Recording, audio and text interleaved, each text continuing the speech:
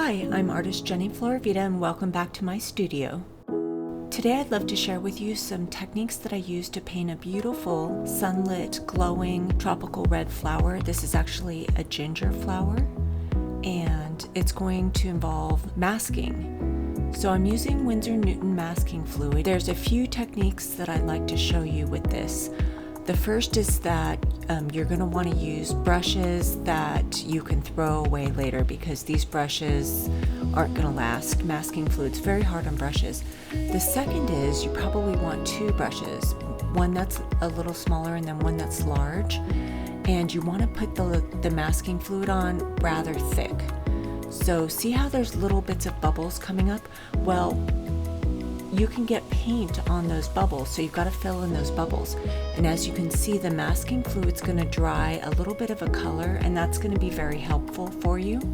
So at this point, I'm confident that my ginger flower is totally masked. I'm going to start with the palm fronds. So the background here, I could have made it simpler, but the background is going to have a sky, it's going to have different palm fronds leaves, and it's going to have some large leaves that are for the ginger.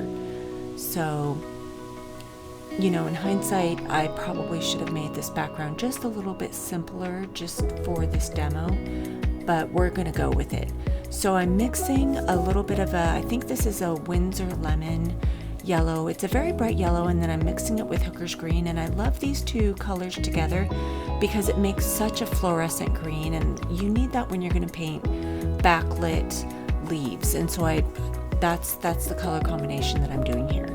And I'm starting with what I think I'm going to paint behind the ginger.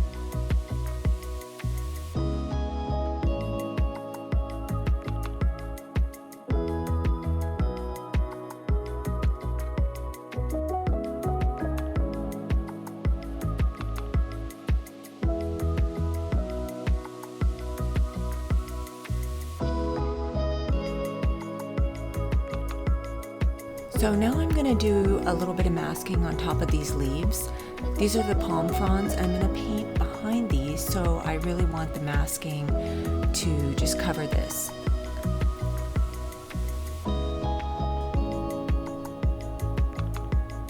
Again, I'm going to put it on really thick because if you end up with bubbles in your masking fluid, then when you paint over that, you're going to end up with little dots of paint.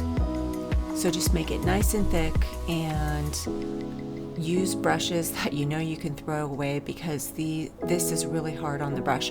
One thing that you can do is you can wash your brush off with soap and water really, really well afterwards and maybe get a second or a third use. But like I said, just use brushes that are very inexpensive and plan on throwing them out.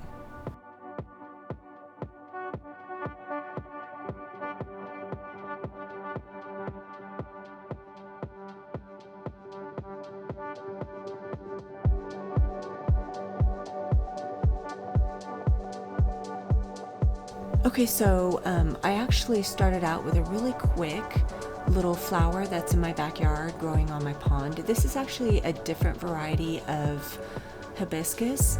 It's a cold hardy variety, and we're here in California, in Northern California. So this flower was in the back of my pond, and I think I'm going to do it a little bit differently and then show it to you in a different session. So that's why the water was pink. Anyway, so it's time to start doing the background leaves, and I'm gonna mix up a little bit more of that fluorescent kind of green. It's the hooker's green with the lemon yellow, and I just love this green. And I'm gonna add some color into the background leaves, wet into wet. And I want to show you this. I just love the colors. There's a little bit of pink and green there. I love the colors that are happening on the palette, and I'm going to use some of those colors in the flower.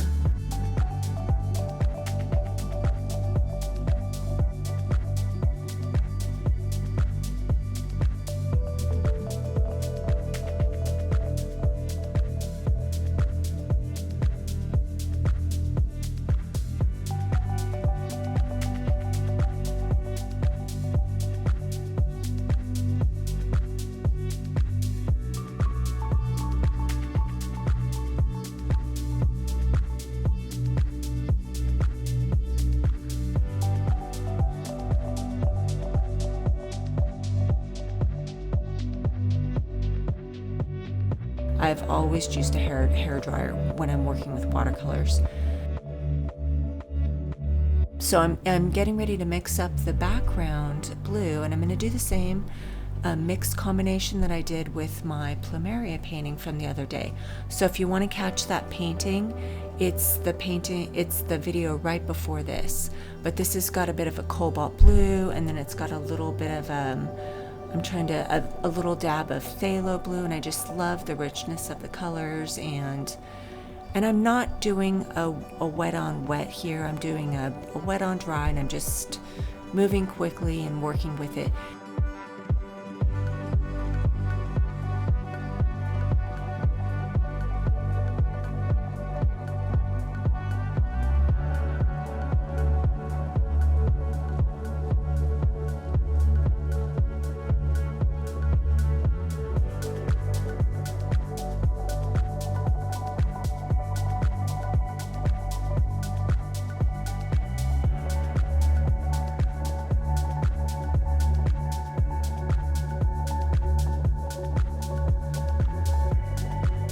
Anyway, so now I'm going in and I'm doing some shadow work. I wish I could show you how beautiful these colors really are and how much work is actually going into this section.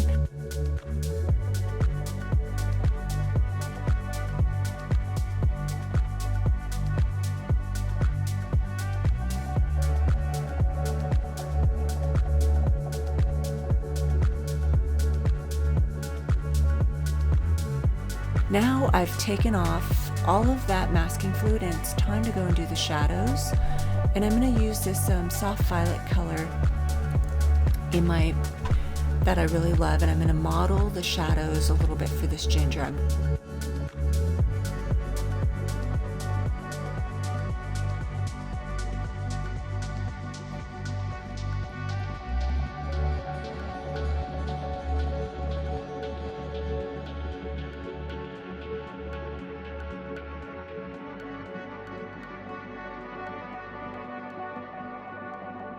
What I'm actually doing at this point in the tutorial is I'm going back, and this entire shadowed section of the ginger flower, it's still fairly wet, so I'm going to go and do some wet into wet. I know that a lot of you really like wet into wet with watercolors, so this is a great spot to incorporate that. I'm going to add just thicker paint, more vibrancy, darker hues, and then I'm going to test out some of my reds. I'm going to use like 2 different kinds of reds. I'm going to use a cool red and a warm red, and I'm going to use a bit of pink, because often red flowers, they're not just one color of red. They're often, you know, a warm and a cool, and then there might be a little bit of a pink. And it just, if you really look at the flower and you add a little bit of color variation, it's gonna really help out your painting.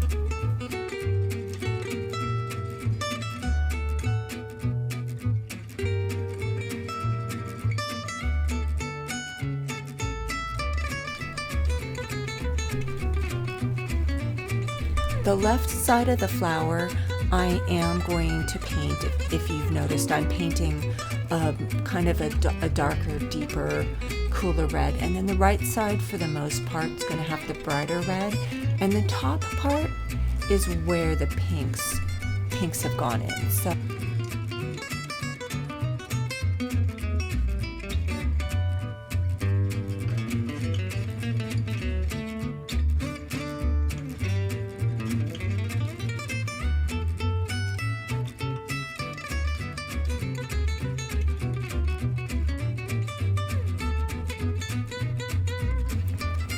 thank you for watching. If you enjoyed this tutorial, please subscribe and hit the bell notification.